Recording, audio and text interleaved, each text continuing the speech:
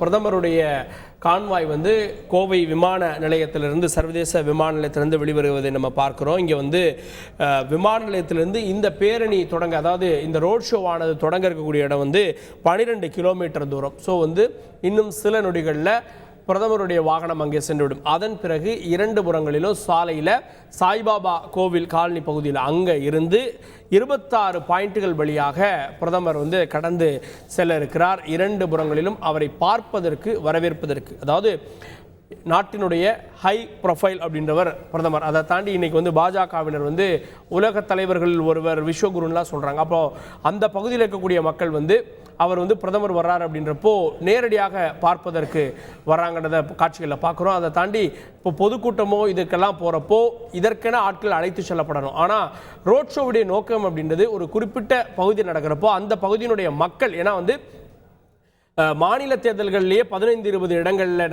நடக்கிறப்போ ஒவ்வொரு குறிப்பிட்ட பகுதிக்குமே பிரதமர் போறாரு அப்படின்ற அந்த பொருள். அந்த வகையில் கோவைக்கு இன்று பிரதமர் வந்திருக்கிறார். கோவை மக்கள் அவரை பார்க்க வந்திருக்காங்களா அப்படின்ற காட்சிகளை நம்ம இன்னும் சில நொடிகளில் பார்க்கலாம். செய்தியாளர் ஹரிதாஸ் கூடுதல் விவரத்தோடு இணைகிறார். ஹரிதாஸ், இப்போ பிரதமருடைய கான்வாய் கிளம்பி விட்டது. இன்னும் எவ்வளவு நேரத்தில் இந்த சாய்பாபா காலனி பகுதிக்கு சேருவார்? சரியாக திட்டமிட்ட நேரத்தில் இந்த நிகழ்வு தொடங்குமா? விவரம். நரேந்திர மோடி அவர்கள் முதல் நிகழ்ச்சியில் கலந்து கொள்கிறார்.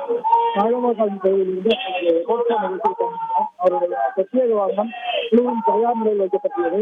அவர் வரவேற்பதற்காக தமிழக பாஜக தலைவர் அண்ணாமலை மற்றும் மத்திய இணையமைச்சர் உறுப்பினர்கள் மற்றும் மாநில நிர்வாகிகள் அனைவரும் தயார் நிலையில் உள்ளனர். அவருடைய வாகனம் முழுவதுமாக எஸ்பிஜி கட்டுப்பாட்டில் அவர்கள் 2-3 முறை அந்த வாகனத்தை சோதனை செய்யும். அதேபோல் சோதனை ஓட்டத்தின் நிகழ்ச்சியில் இந்த நிலையில் தற்போது வாகனம் தயார் நிலையில் உள்ளது. அதே போல அவர் இன்னும் சரியாக 5 நிமிடங்களில் இங்கே பயணித்தார்கள்.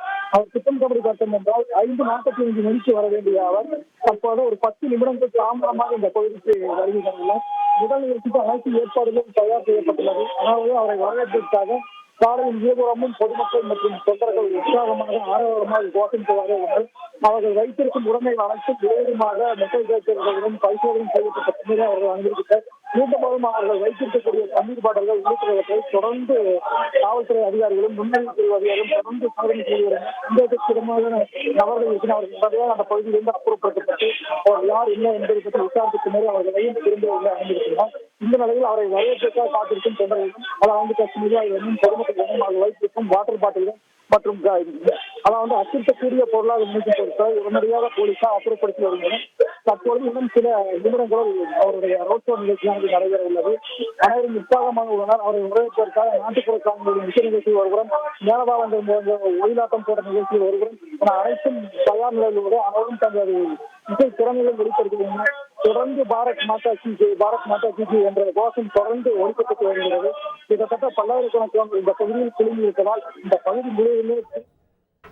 ஓகே, பிரதமருடைய பாதுகாப்புக்காக 5000 போலீசார் அங்கே அணிவகுத்திருக்கிறார்கள்.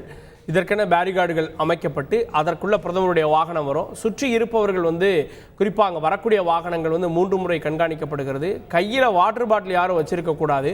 அச்சுறுத்தக்கூடிய வகையிலான குச்சியோ போன்ற பொருட்கள் இருந்தால் அதையும் பறிமுதல் செய்கிறார்கள் அப்படின்றது செய்தியாளர் கொடுத்த தகவல்கள். அதனால் ஒரு உச்சக்கட்ட பரபரப்பில், உச்சக்கட்ட பாதுகாப்புக்கு மத்தியில் பிரதமருடைய இந்த ரோட் ஷோவானது கோவையில், தமிழகத்தில் முதல் முறையாக நடக்க இருக்கிறது. காட்சிகளையும் தகவல்களையும் பார்க்கலாம். செய்திகளை உடனுக்குடன் தெரிந்து கொள்ள உடனே சப்ஸ்கிரைப் பண்ணுங்க.